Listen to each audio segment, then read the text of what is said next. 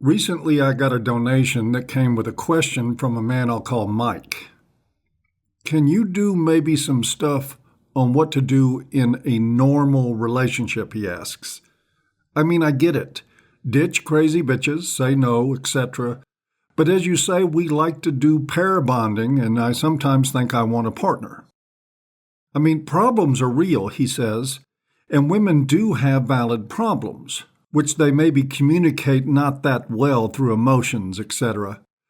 But I think I'll actually care about her problems, right? If, let's say, I have that grown-up woman. Or you think at the moment it's more important to wake men up. Thanks for that, Mike, and it's not by any means the first time I've had questions like these. And to be honest, I've attempted to answer them in bits and pieces scattered throughout a lot of my talks. However, this does deserve an attempt at thoughtful, dedicated answers put into one place. So now I'm thanking Mike for both the donation and the impetus to do this talk today on how to have a normal relationship with a woman. And with that, the first thing that I have to say is that if you want a relationship with a woman that works for you, it better not be a, quote, normal one, because normal relationships for men are a shit sandwich, life on a leash that makes you prone to misery. If you're red pill, you want normal about as much as you want a bad case of diarrhea. Not wanting to get bogged down in semantics, though, I'll move on, assuming that what Mike really means is how to develop a workable relationship with a woman once you call out the pathologically hypergamous bitches and other losers. How do you handle their needs in a relationship? And how do you distinguish between what's legit and what is simply childish bullshit? And how do you handle either one? With that, I'll cut to the chase and start where it matters most, with you. That's the most critical part because the kind of woman you pick is less important in this process than the kind of man you are. And I'm talking specifically about some key elements of your personality, your applied knowledge, and your personal values, not to mention your willingness to have and maintain a good relationship with your balls. We can break all this down into 3 parts. First and foremost, start by dealing with your family of origin issues, in particular, your relationship with your mother. Motherhood, as we know it today, is pretty much synonymous with emotional abuse. Mothers raised in the age of female entitlement, rampant hypergamy, and victim ideology renders most of them unfit as parents. And if my saying that raises your ire, if it offends you, like I just insulted something sacred, then you really need to deal with your mommy issues because your life and thinking are dominated by unhealthy fiction. Since the Industrial Revolution, which took much of the masculine presence and influence out of the average home, boys have been used as surrogates, emotional husbands to needy, isolated women. In many cases, fathers are cast into the role of mostly absent enforcers, whose presence in the home is defined by protection, provision, and muscle for the mother's will on the children, regardless of how petty or abusive she may be. Just you wait till your father gets home. The original mantra for proxy violence for women. Oh, and by the way, that would be an enforcer father who got his training by being similarly bullied and abused in his childhood.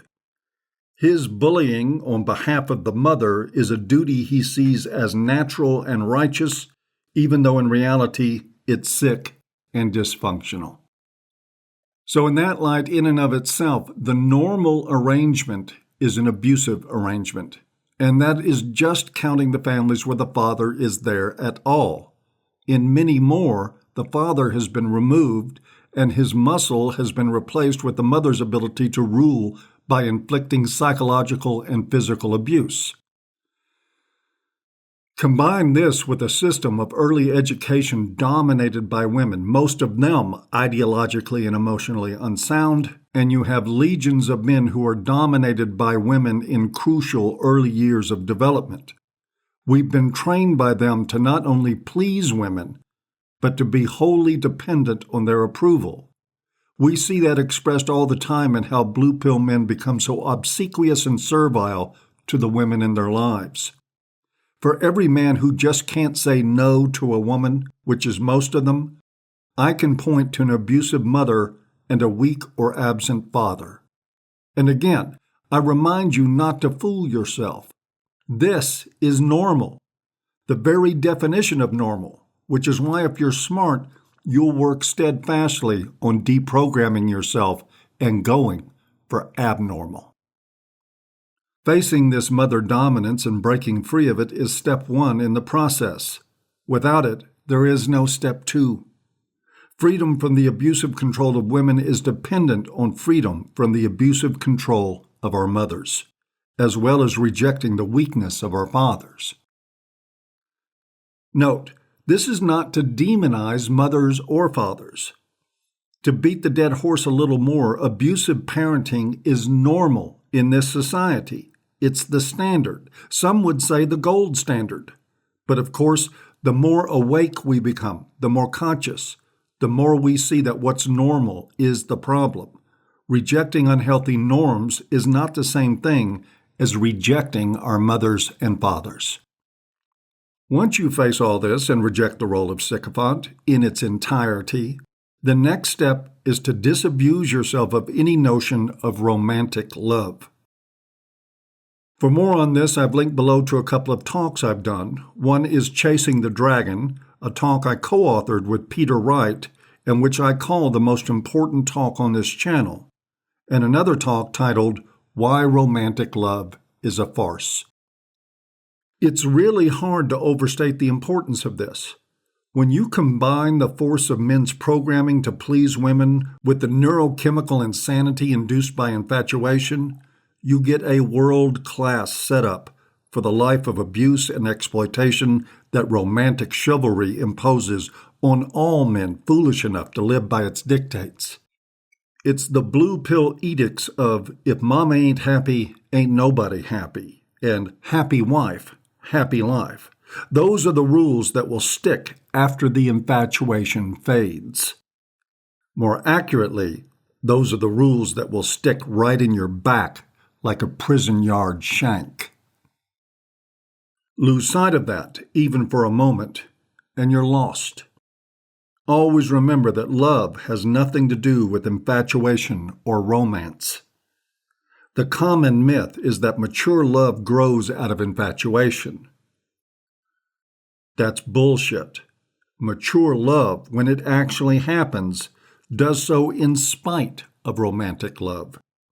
It happens for those who survive the stupidity of infatuation and who endure the bitter disappointments that infatuation always engenders. Infatuation and romance are temporary illusions, storybook bullshit, and nothing more. Love, I believe, is absolutely real, but it's reserved for adults with agency who put the work into it. It's not for squawking toddlers who think love means being the center of the universe. And it certainly doesn't mean that if mama ain't happy, she gets to punish everyone within reach. That's a model for sadists and masochists.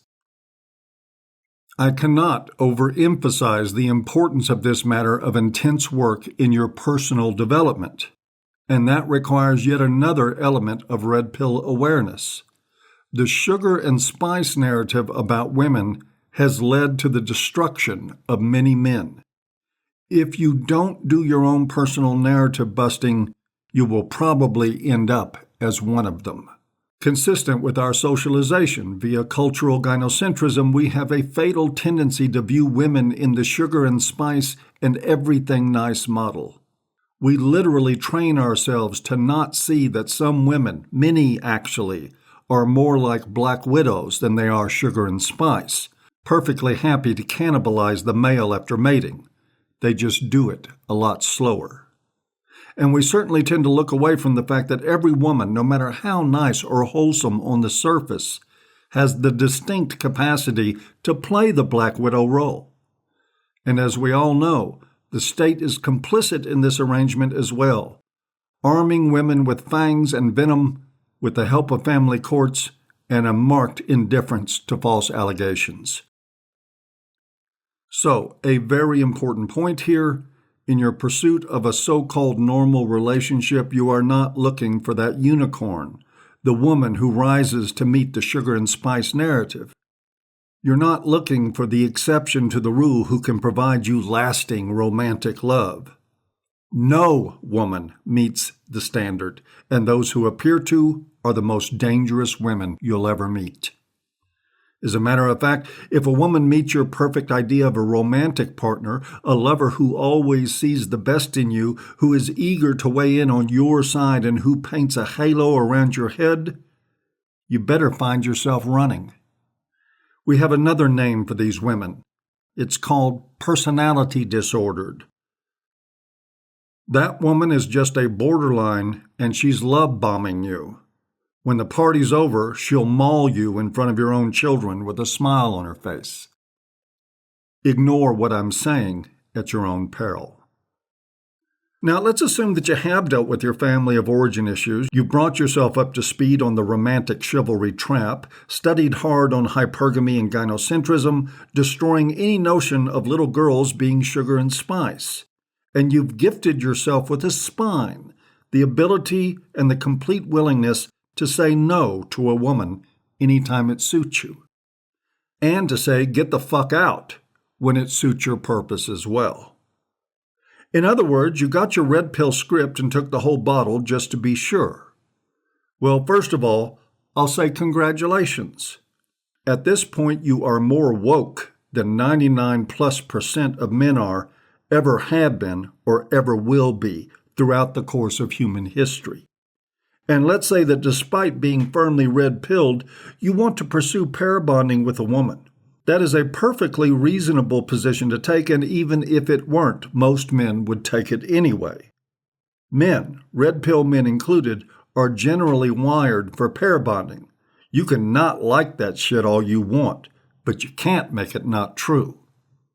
So the question becomes, now what? Now that you've put your image of women in the right place and, more importantly, begun living life with your own well-being at the center, now that you've prepared yourself and improved yourself to the point that you know you can hold your own emotionally and psychologically with any woman, how do you take that into a bond with a woman that is worth your time in the days ahead? I'm going to cover that in part 2 of this series. But I want to remind you first that what I've said here in part 1, that's the part that matters. If you noticed, everything I'm saying here is about what you see in the mirror when you look into it. It's not about her qualities, her values, her beliefs, her anything. It's about you. Another fantastic difference between feminism and the MRM. It's called understanding that you are responsible for everything that happens in your life. There are no victims, just volunteers. Our beliefs and our choices dictate how our lives will end up.